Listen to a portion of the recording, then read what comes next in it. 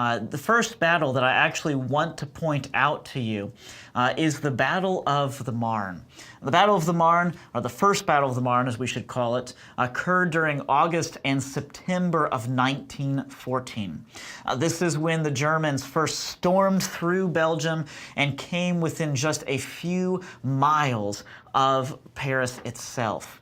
In fact, they came within 50 miles of Paris by the 12th day of the actual war, because they already had a plan for how to use railroads, various highways, how to take various bridges, how to supply their army, and how to get there as quickly as possible. The only thing that stopped them, as I mentioned to you earlier, was the stubborn resistance of the British and the French, who simply dug in and created the trench warfare that would cause the stalemate of World War I, the reason why so much was fought over a very small area of space. It's also for this reason that things like trench fever became common.